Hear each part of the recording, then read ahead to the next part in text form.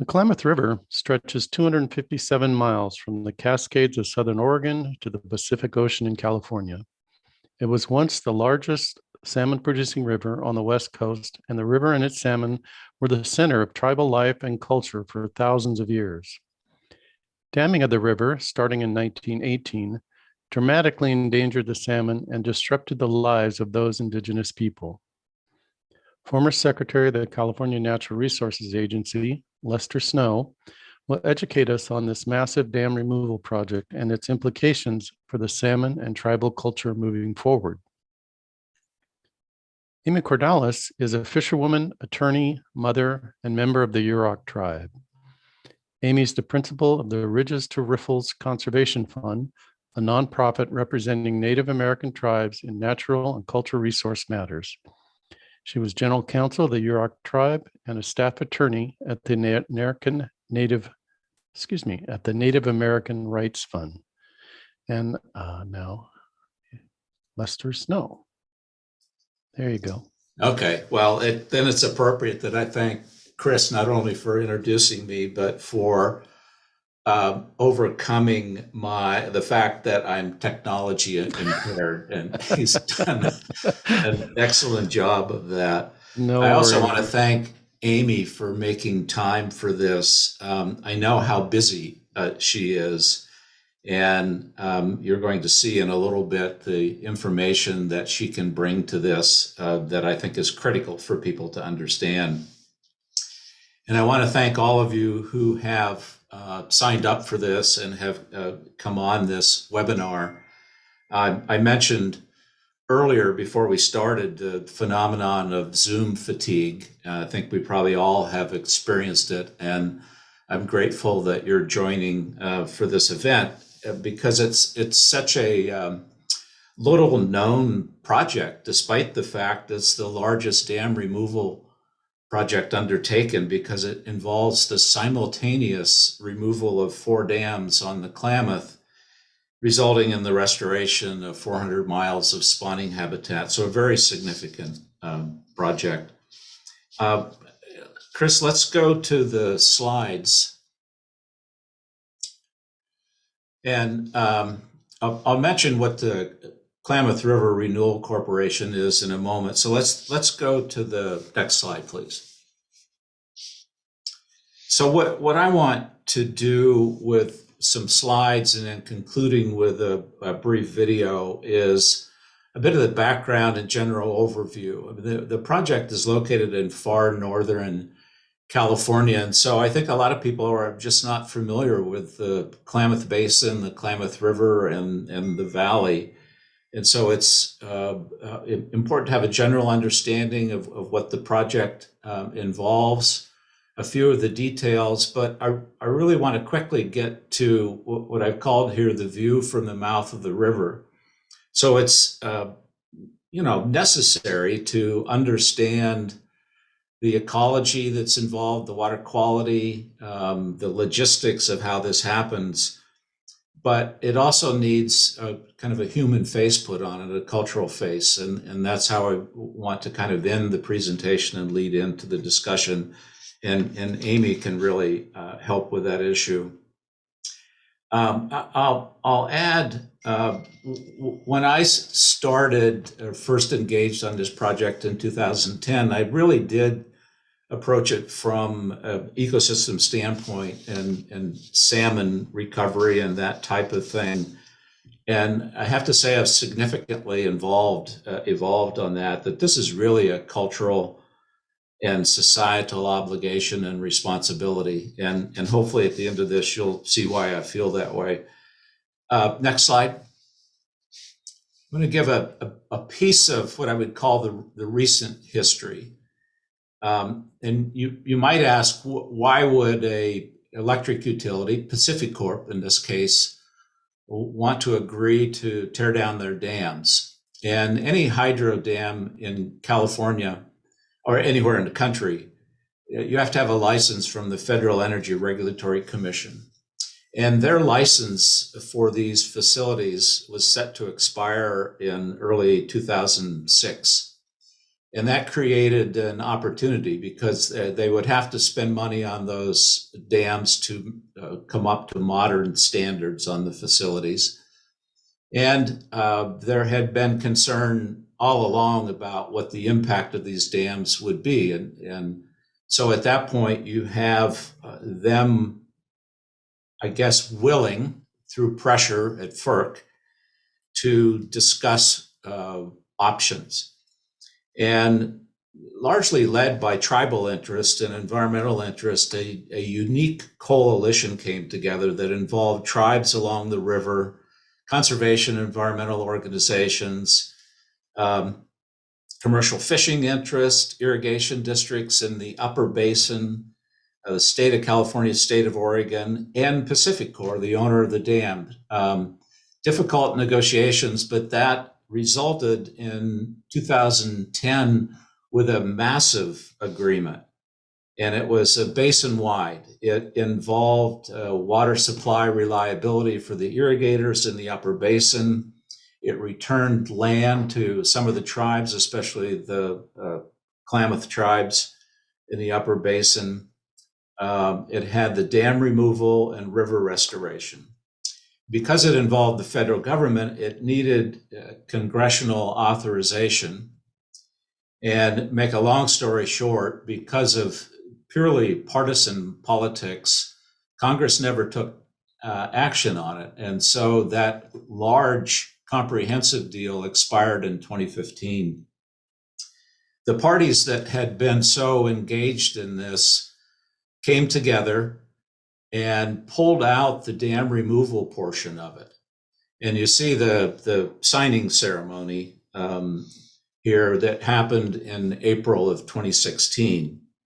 And you have tribal council chairs from the Karuk, the Yurok, you have the governors of California and Oregon, and the Secretary of Interior, and others that were involved in this. But it was a significant moment to say we're not going to be defeated by partisan politics and we're going to move forward with dam removal with or without the federal government, essentially.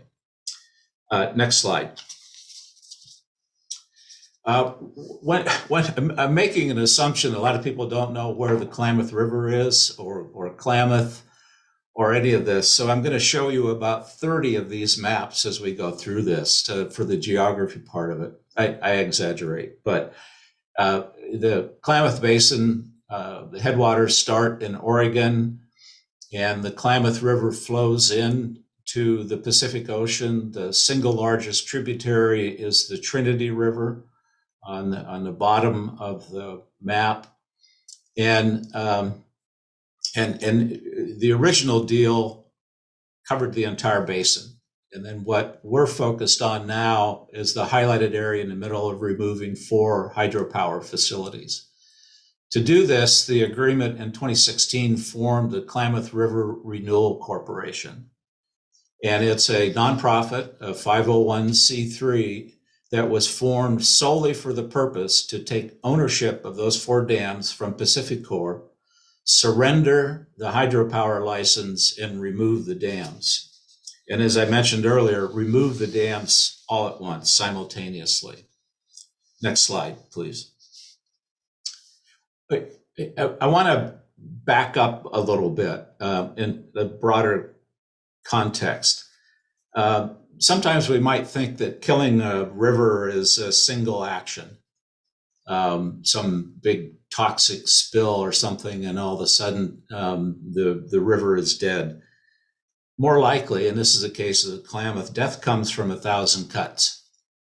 And so when you look at the river system, it kind of started changing when the U.S. Bureau of Reclamation started constructing the Klamath project in 1906 and continued through the 20s.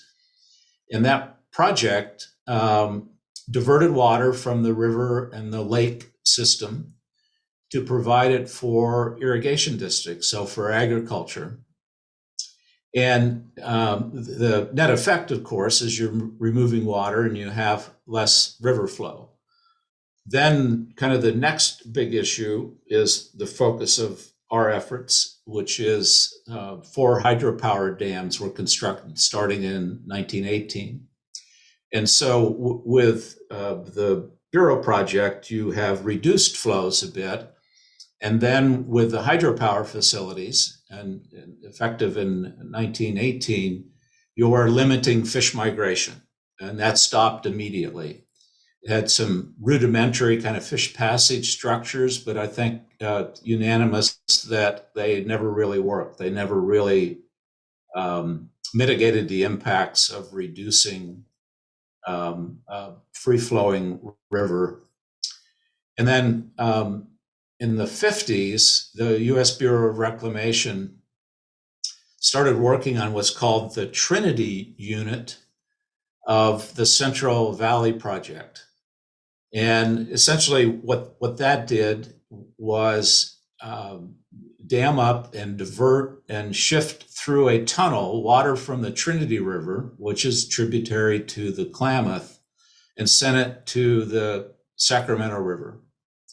And so it moved it from one basin to another. So again, reducing the amount of flow in the lower river. And so you have in these 3 things kind of a systematic reduction of the flow in the river and impoundment of the water, which it does 2 things. It blocks the fish from migrating, but also slows and warms the water.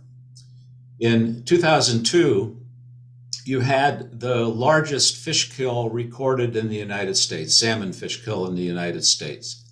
And you see the photo, pretty dramatic, and there's photos even more dramatic in this. And that's because the net effect of warming the water, slowing the water, reducing the amount that's flowing caused toxic algae to form. It allowed parasites to take hold in the river system and some very specific viruses that attack salmon.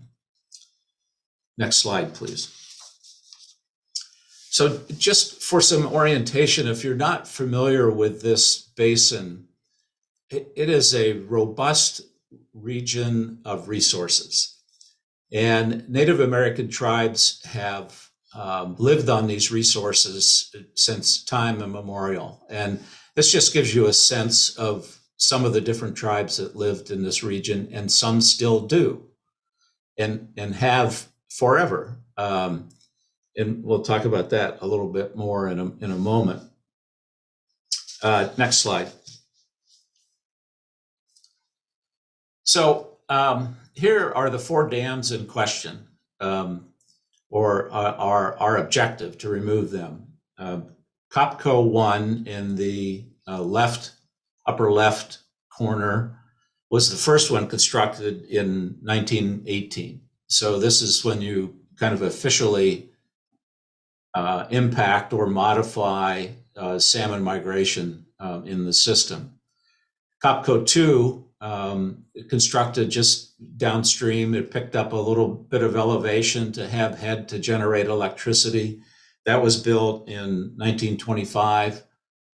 And then you had J.C. Boyle, lower left-hand side. That one is in Oregon. That was constructed in 1958. And then finally, Iron Gate Dam in 1962. And Iron Gate is the lowest in the system. And the Oregon Dam, J.C. Boyle is the highest, the most upstream in the system. The dams are privately owned and operated by Pacificorp, which is a division of Berkshire Energy, which is a division of Berkshire Hathaway. So you could say a small piece of a very, very large company.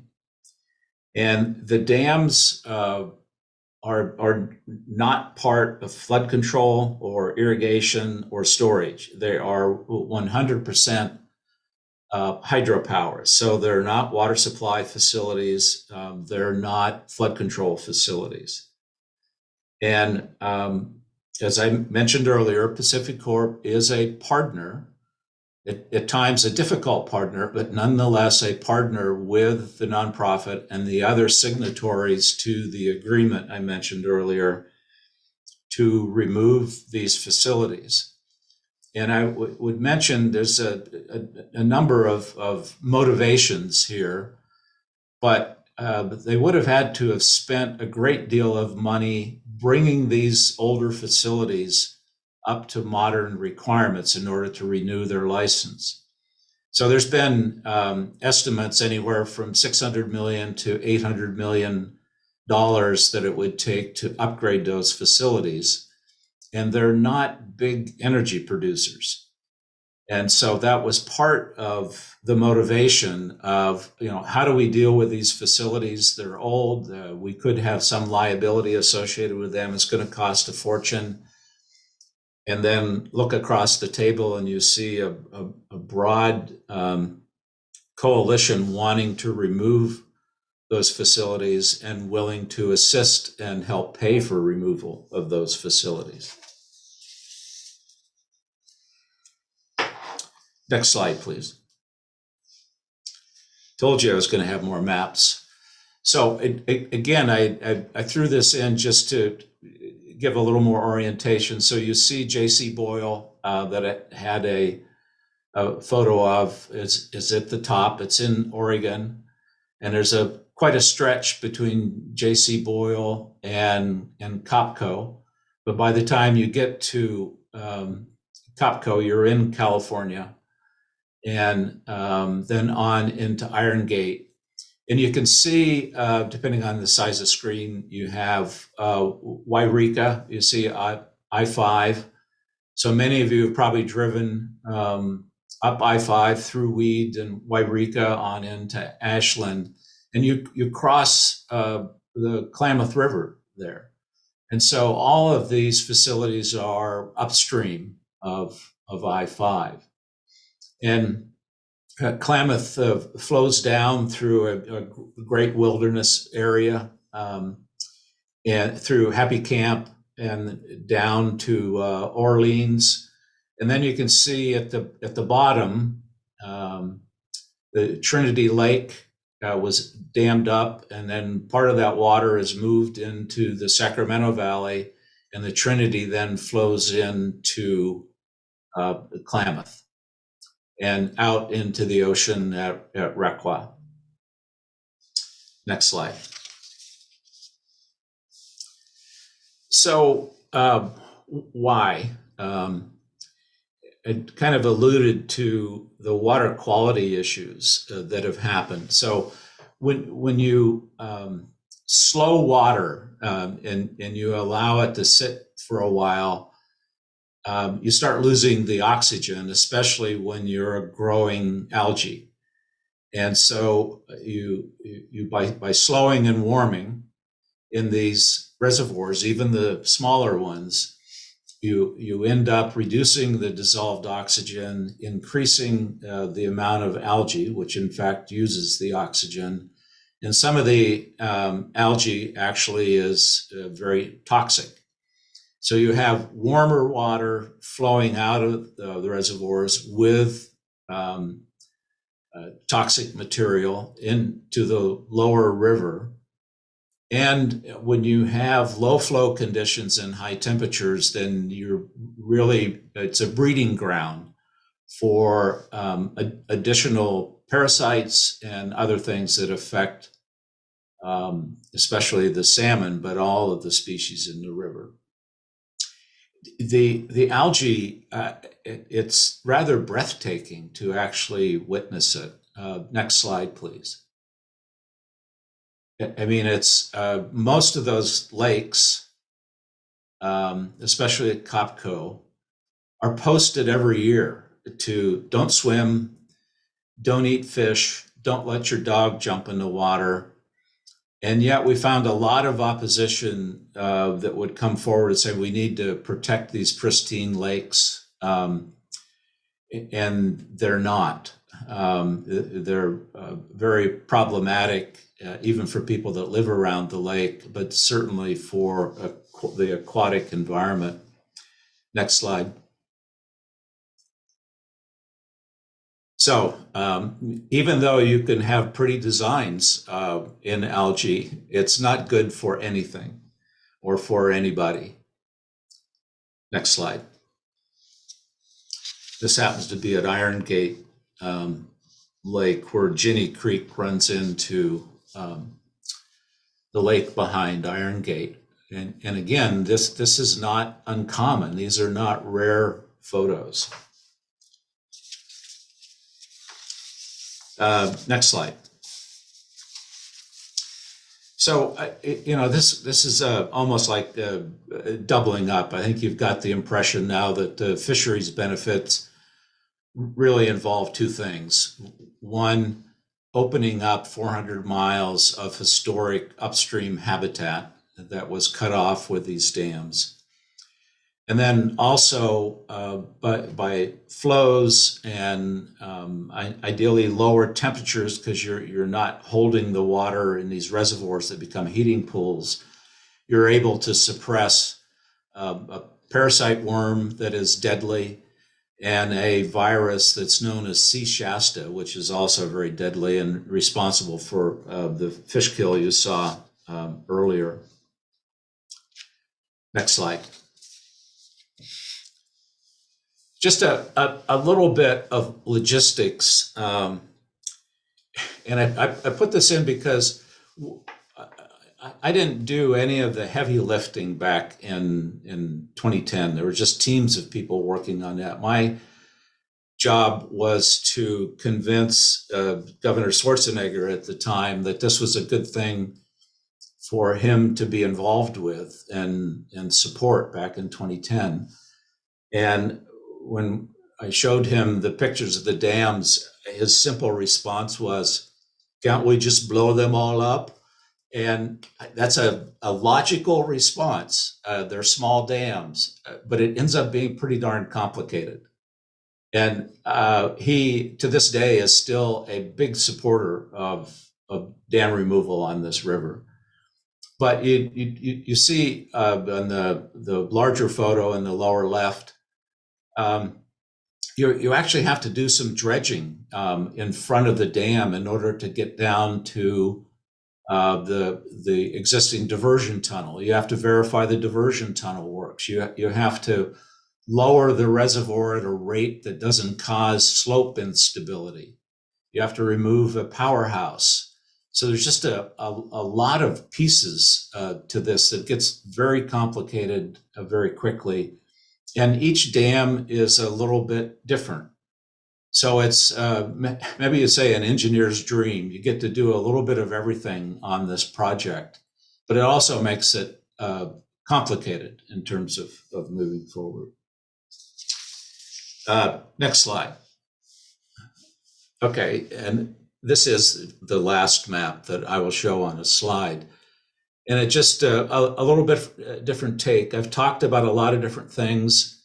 So you can see in the upper part, kind of the upper right-hand side, that's what we refer to as the upper basin. That's where the Klamath tribes are located. You move a little further south, you can see Klamath Falls. There are irrigation districts outside that are supplied both by their own water rights, but also by the Bureau of Reclamation, Klamath Irrigation Project. You have wonderful wildlife refuges that are in the area. And then you have, in the middle there, you can see the Klamath Hydroelectric Project that ends with Iron Gate that's highlighted in red. So that's the downstream terminus of our project. And then on the river itself, you have the Karuk that are kind of mid-river going down, and then the Yurok that really go from where the Trinity comes in to the mouth of the river. And if you've gone up 101, you've gone through Klamath, and hopefully you've been in Requa. There's a wonderful Requa Inn. And then you have the Yurok Tribe on the Trinity that have not been as directly involved in this project for a lot of historical reasons, I think, but certainly have been focused on the issues created by the diversion of Trinity River flows into the Sacramento River. And I probably haven't mentioned enough, this map highlights the commercial fishermen who have strongly supported this project, and I think worked very closely with the tribes that have mutual interest in restoring the salmon run. Next slide, please. It just highlights some additional information. Project funding, $200 million comes from Pacific Corp and its ratepayers, $250 from a bond approved by California voters in 2014. I just want to mention that it takes way more permits and approvals to remove a dam than to build one. I'm not necessarily complaining, just pointing that out. Political opposition remains. You still have people, I think, for partisan reasons. Some people have homes on the lake, even though the lakes are private property. They have no right to those lakes. They feel like they're their lakes. And so it's a constant issue. And the struggle's not over until the dams are removed. And one of the reasons I wanted to do this webinar is maybe we'll come back to all of you and we'll need help lining up the politics should something go wrong. And then the point that I'm about to transition to is restoring a river is important, but it's also restoring river communities. If you want to keep up with the project, you can go to the Klamath River Renewal Corporation website, klamathrenewal.org, and kind of stay abreast of what's going on. At this point, I would like to have Chris queue up a video, which I think is excellent and does a better job of laying out issues than I just did, and really cues up Amy to step in and take over at that point. Chris? Hey, Lester, I'm going to go do that in 1 second, and I'll ask that you turn off your video when we start that so they can see it. Okay.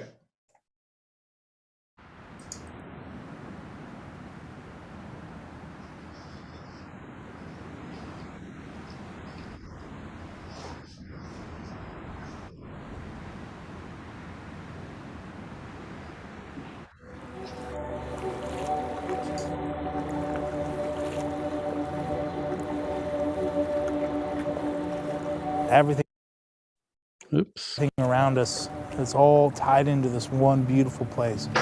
And it just inspires us to take care of this place. And that ties into our values as Indigenous people. If you take care of yourself and make sure yourself is healthy enough to take care of your family and make sure they're taking care of themselves, then it should inspire everybody to take care of the land that we all need. It all starts with being able to catch that fish and bring it home to your family. I love being down here. I love seeing our family fish. I love seeing them drift. But how much longer do we have? Back in the day, you did this all year round. You caught fish in the spring, there's fish in the fall, and there's fish in the summer. But nowadays, it's only this one time a year where we get a really good fish run. And it's really sad because this fish run is so small, there's not going to be enough fish pulled out of this river to give every tribal member one fish. So we do the best that we can to make sure that we share the fish that we do get with people who might not get the ability to come down here and catch it themselves. My grandpa thought he'd never see the day where he'd catch less than 50 fish when he went fishing. Now we come out here with 3 teams and we're lucky to catch 7 fish. But the reality of it is that our people need to be fed. You know, these salmon are so important to everything that we've come to understand as Yurok people, that without these salmon, our way of life is impossible.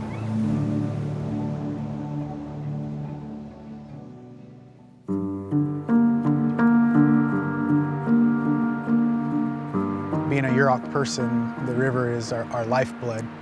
It's just as important as the air we breathe. The Klamath Basin is really big. It stretches from southern Oregon down into Northern California, then goes out into the Pacific Ocean. It's really diverse as far as the physical aspects of it and also the biological aspects of it. Historically, this was the third largest salmon-producing river on the West Coast.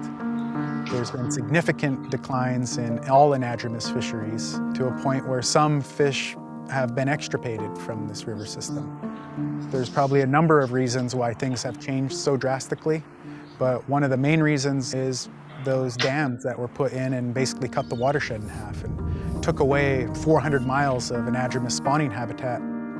These dams have such a big effect on our lives, and when you're younger, it feels like people are talking about like a monster or something at the head of the river. They're not used for irrigation. They make a small percentage of what Pacific Power and Berkshire Energy's profit is. Where rivers should be naturally fluctuating up and down, these dams are regulating the water flow towards one kind of stagnant flow. So it allows algae all along the bottom of the river to pop up and grow and just flourish. At times, the Klamath River and the reservoirs behind the Klamath dams can be thousands of times higher than the threshold that is recommended for humans to be in.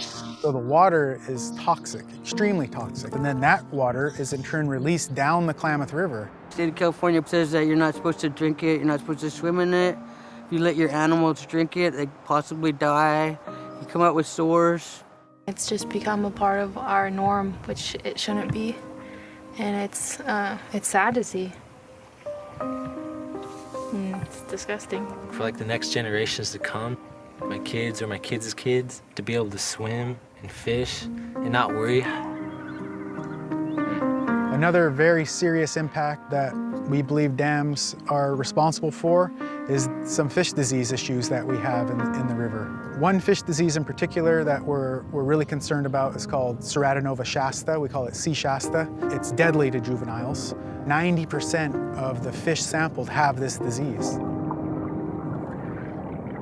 Another disease aspect that is exacerbated by dams is a fish disease that we study here in the lower river called ick. It's a parasite that attacks fish gills. Dams warm the water unnaturally, and so warm water can lead to delays in migration here on the lower river, and we can get congregations of fish, and congregations lead to stressed out adult Chinook salmon, and stressed fish are susceptible to diseases. Ick is responsible for the 2002 Klamath River fish kill, where we lost over 60,000 adult Chinook salmon as they were returning upstream here. It was the largest salmon die-off in United States history happened right here on the Klamath River. It was the saddest part of my life. So we believe the fishes are relative. So we're here to take care of them like they take care of us. Every year there's this fear that builds up in us, right? That we're gonna see those fish, floating down the river dead and stinky again. And that hurts so much. That's basically what started Klamath Justice Coalition and us getting together to start this campaign to undam the Klamath. We've worked really hard for a long time on this, and man, it feels like we're just right there at the finish line to get these dams taken out. We've dedicated years of our lives, our young lives, to give opportunity for the next generation to live on a healthy, dam-free river. Unfortunately, we've had to raise our children in this way to have to fight for what we live for what we believe in. Not because we want to, it's because we have to, right? It's an obligation for us. Take care of this place and take care of us.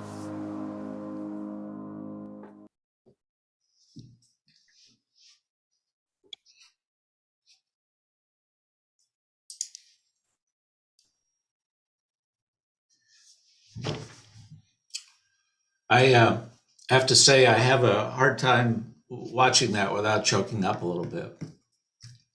So that's why I wanted Amy here to kind of further, I'll call it the human face of something like this. It's not just an engineering project. Amy's a very busy person. I think she'd rather be known as a fisherwoman and a mother, but she turns out to be a kick-ass attorney also. So, Amy, without further ado, please jump in. All right. Well, Ayakwi, Nek Now, Amy Cordalis, Nuwak Rekwa, Nuatewa, Wak Lao. Oh, wow. What a powerful video. And Lester, I had the same reaction of fighting back tears and was like, okay, pull it together and use that energy to help find the right words so that this project can move into the hearts of all of our audience. And I think that that's really what this project is about. It's about sort of reclaiming the human connection to natural resources. And of course, that's key to Indigenous survival, but I think that that's also key to all of our human experience here. And, you know, once we sort of reconnect with nature in a way that we show that respect to it, that then we can start making, you know, policy and business decisions that lead to sustainability. And I think that is critical as we start to address the climate crisis. But let me step back a little bit. So Lester, Chris, thank you for the introduction, and thank you to the Society for allowing me the opportunity to speak today. I am very grateful to all of you for being here. I am a member of the Yurok Tribe. Yurok is the largest tribe in in California. We have just over 6,000 members, and we are a very active tribe in lots of ways. Klamath Dam removal, Klamath River restoration is at the heart of what the tribal government does. Yurok is a federally recognized tribe, which means that we have inherent sovereignty, which means that on our reservation and within our own members, we have the rights to make laws and be governed by them. Our reservation straddles the lower 45 miles of the Klamath River, a mile on either side of the river. And as the video showed, we are a fishing people. We have always fished on the Klamath River, and we continue to fish on the Klamath River. My family is from the village of Rekwoy, which is right on the north side of the mouth of the river. And my family's been there since the beginning of time. And every generation of my family has fished on that river, has lived on that river. And, you know, what's sort of scary, and I'm going to phrase it this way, it's very interesting being a Yurok person at this point in time, because our river is sicker than it's ever been. We as a people are sicker than we have ever been. Just by way of example, in 2016, the smallest returning salmon run ever recorded came back to the Klamath, and there wasn't even enough fish for every tribal member to have one fish. I think our overall allocation was about 650 fish. And so the council, to conserve the runs, closed the tribal fishery. And so that was the first year that Yurok people didn't fish on the river. And probably about a month after they closed the river, they also declared a suicide emergency on the reservation, because we had a series of young people, you know, teenagers and people in their 20s who took their own lives. You know, and I bring that story up just to highlight how connected our health is to the health of the river. And, you know, the river's never been sicker. I wanted to add that, you know, we heard that the Klamath is the third, or was historically the third largest salmon producing river in the whole lower 48. And it's estimated that about 1 to 3% of those historical runs are left. And every year we continue to lose anywhere between 80 to 90% of what I call our baby salmon are out migrating salmon. And so every year, the ability of the fish to, regenerate, repopulate is reduced further and further and further. And that trend will continue and will, in fact, be exacerbated with drought conditions the longer the dams stay in place. And so it's urgent that we remove these dams. And the sort of power and need to remove these dams has just amplified with every passing year. So I know we're getting close here on time, but what I want to point out is the dams are on track for removal between 2023 and 2024. We are moving through the regulatory permitting process and making good strides there. So I'm more hopeful than I ever have been before that we're actually going to get to dam removal. One of the things that I think is so ideal about the Klamath Dam Removal Project is that it really is a model for how we as a country can work towards more sustainable, more inclusive natural resource policy. I'm encouraged by, the Biden administration's support for the 30 by 30 initiative. And, some folks are calling that the first national conservation goal of this particular country. And I think this Klamath project has a lot to offer that goal and can really be used as a model for how we can work together in finding ways to make cultural survival, support for tribal sovereignty, support for ecological restoration economically feasible. And that's essentially what we did on the Klamath. Lester spoke to this earlier about how when we got through the FERC process in the mid-2000s, it came out that it was cheaper to remove the dams than it was to get them retrofitted to comply with existing law. Well, what that did was create an economic opportunity for us to have a conversation with PacifiCorp about how do we actually remove what the company calls legacy assets, right? And then I think what we were able to do then was to say, okay, there's this really important cultural value of removing these dams, restoring this river. There's also ecological benefit of removing these dams, restoring these rivers or this river. And we were able to sort of equally place all of those values. So, tribal cultures, ecology, and business on equal footing. And that's how we got to, this possibility of the world's largest dam removal project. And I think that's really a model of sustainability as the country looks forward to how do we, move forward in new natural resource management policy in a way that helps us accomplish these, national conservation goals or deal with the climate crisis. It's got to be sustainable, and we've got to equally value human, ecological, as well as economic interests. So let me see what else I wanted to say. I think that's it. It's been, my life's pleasure working on this river and being able to, continue my family's experience of fishing. I know that people across the country share a joy for fishing and being on rivers. And so, we have to look at projects like Klamath Dam removal and think about, how do we embrace these kinds of things and make sure that future generations are also able to enjoy fishing and being on rivers the way that we have. So thank you for the opportunity. There's so much more to be said there.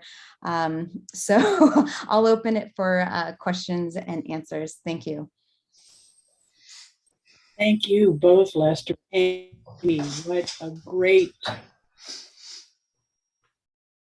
And you're right, I had trouble holding back tears during the video as well too. So you certainly educated all of us remarkably.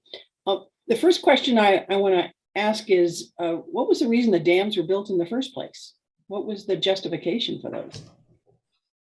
Energy, the hydropower. The first one, the two Copcos, probably made a significant impact in the power availability in that region. But then it became part of a much, much larger system. And the four of them really don't contribute a great deal to PacifiCorp's portfolio. Right. So in the beginning, it was starting an energy company. So back in the early 1900s. Okay, that's what I thought, because it sounded like that, but wasn't really clear on that. Great. So someone's asked, is the water that flows in the Klamath flow into, or does it affect the Tule Lake area? To some extent, it does. It's connected, I would say.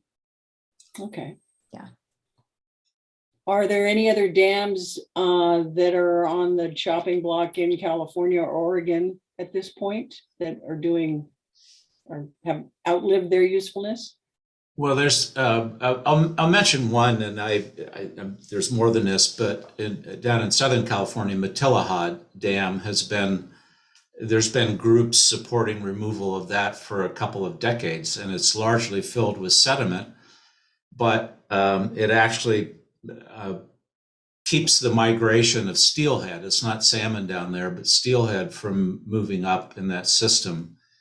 But California has 1,400 what's called jurisdictional dams, and there's probably quite a few that have outlived their usefulness. What's unique about this is just the dramatic impact this can have on the Klamath River. I don't think there's anything quite parallel to the impact of these particular dams on the river. So algae growth and that kind of thing is not happening at these other locations nearly as impactfully as it is here. Well, and I would just add too that, the Klamath is this historic river, right? That supported these iconic salmon runs that not only supported my ancestors, but also, through the 1800s and early 1900s, a very robust offshore commercial fishery, right? So when the Klamath runs are low, it shuts down the ocean salmon commercial fisheries, or extremely limits, I should say, all the way from San Francisco to Portland. Right. So it doesn't just affect in-river fisheries, it's also the commercial fisheries as well. Yeah. And then, the other point is the dams were built without any fish ladders, and so, they just blocked all that spawning habitat. And then, Lester covered the sort of water quality issues. And then also they dramatically affect the bottom of the river in a way that allows these little worms to connect to the rocks that then hold that C. Shasta disease that Barry McCovey was speaking about in the film. And that disease, C. Shasta, is what has been killing 80 to 90% of the baby fish in the river for probably the last 6 or 7 years now. Yeah. If I could just mention one more, I wouldn't want to miss the Potter Valley.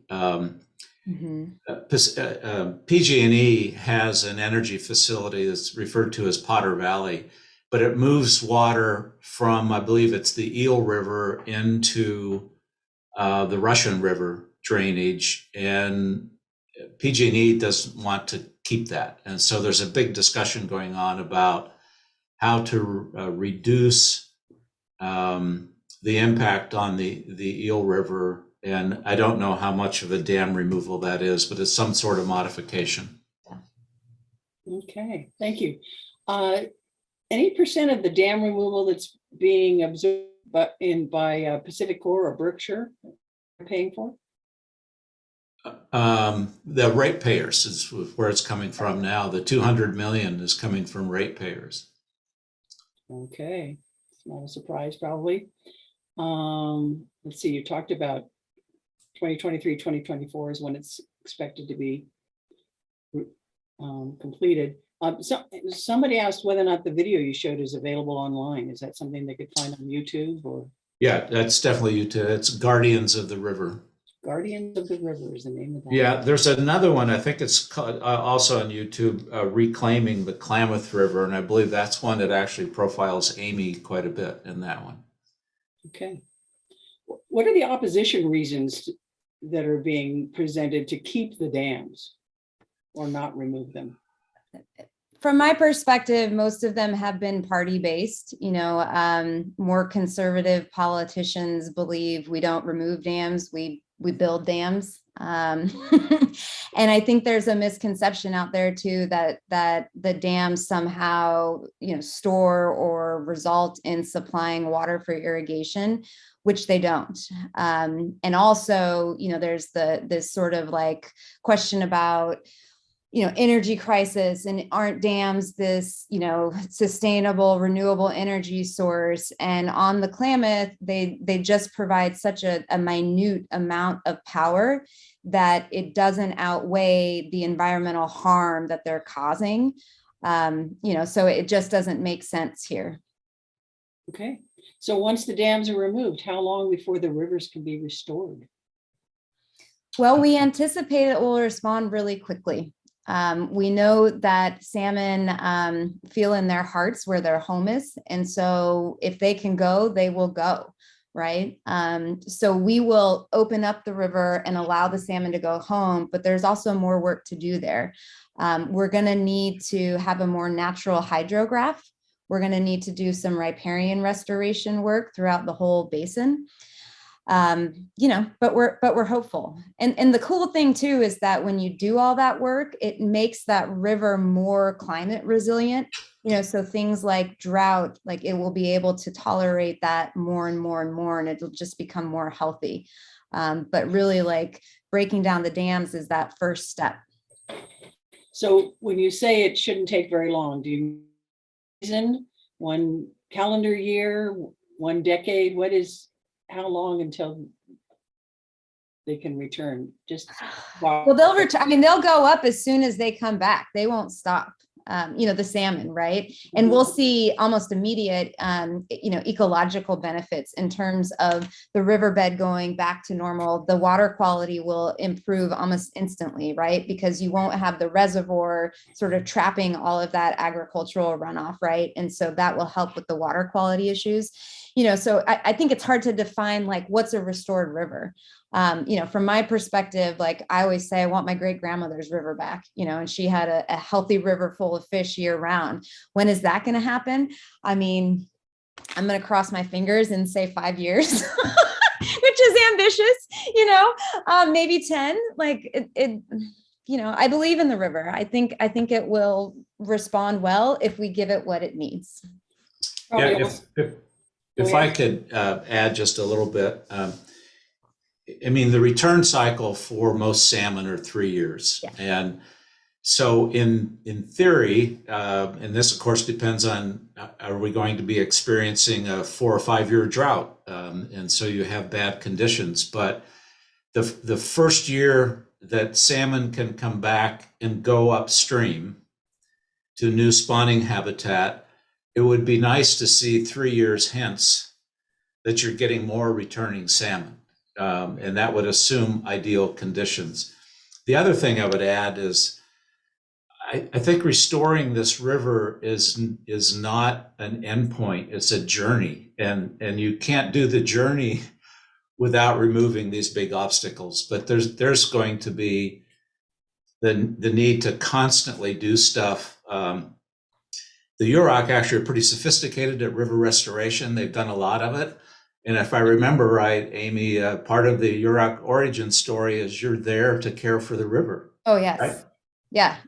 And in the film, people said we have a cultural obligation to be stewards. And what that is when the creator came to Yurok country and made Yurok country and made the river and the land and the animals and then the people, the creator said, this place will always provide for you. You will always have enough as long as you live sustainably. And so what we believe is that created this cultural covenant where we get to benefit from the natural resources of the basin, but we have a corresponding duty, an obligation to protect the river, right? And for a long time, we didn't have to exercise that duty as much as we do now, So, and what's cool too is that we've taken that cultural covenant and incorporated that into our tribal constitution, into our tribal laws. And so everything the tribal government does is consistent with that obligation of stewarding, of restoring, of taking care of the river. Okay, are there any other dams besides these 4 on the Klamath River? Well, you have some what I would call control facilities, Bureau of Reclamation. There's Keno Dam, Link River Dam. They're not like these. Actually, part of this effort is for the Bureau to do something different with Keno Dam, a fish passage or removal. And as Amy already indicated, this administration is being very cooperative in the way that they look at issues like that. I believe the Yurok have had a formal meeting with Interior about those kinds of issues. Yeah. Real quickly, Amy, what is the 30 by 30 initiative that you referenced? Oh, so there is a new conservation goal of conserving 30% of the planet's water and land by 2030. So that's why they call it 30 by 30. Okay. And so it's about climate change and climate resiliency and trying to preserve the biodiversity that's still here. Is there no way to increase the water flow in the river to keep things moving a little bit more healthily? There is. You could release more water from Upper Klamath Lake. And that gets into some of the politics around the diverging demands on water. Oh, Yeah. So one last question then, has any of the removal started as of yet? Anything been done? So yes, so one of the things that Yurok is actually working on is native seed collection. So people are actually out in the fields around the reservoirs collecting seeds that will then be used to revegetate, the new sort of river channel after the dams are removed. Great. So, and then, we're also, there's contractors in place, that kind of thing. So we are well on our way. Lester, Amy, we have so many more questions, but unfortunately we're out of time. Thank you so very much. This has been very, very informative. Thank you. Thank you for having me. Well, thank you guys. That was really fascinating. I think we all learned so much from that. Let me stop this share. For some reason, I think it is working. Sorry. Yeah, so we do have a small gift for you as an honorary membership in the Renaissance Society. So we appreciate you guys coming and hope you'll be able to join us in some other classes as a student. We also will be giving a small donation in your name to the Seth Nelson Student Emergency Grant Fund. And as a reminder to people, today's presentation was recorded. You can view it in 2 separate ways on the Renaissance Society Forum channel on YouTube or on our website. So the beginning of the month, we always remind people the food pantry students always need our support. This is a good time of year. If you haven't done it through the Giving Tuesday and you want to cut that check, just take a look on the website on the Renaissance Society or at Sac State, and they'll give you the information on how to do that. So next Friday, our last forum for this semester. So the past year has been a time of rapid change, adaptation, and transformation for the Renaissance Society. It offered us an opportunity to reinvent this 35-year-old organization, discover what the future holds for our society's continuous improvement. Sac State President Robert Nelson will be joining Renaissance Society President Ken Cross at this forum. President Nelson will be giving us an update on Sac State's plans and will answer your questions. So we hope to see you next week for our final forum. Thanks for coming. See you then.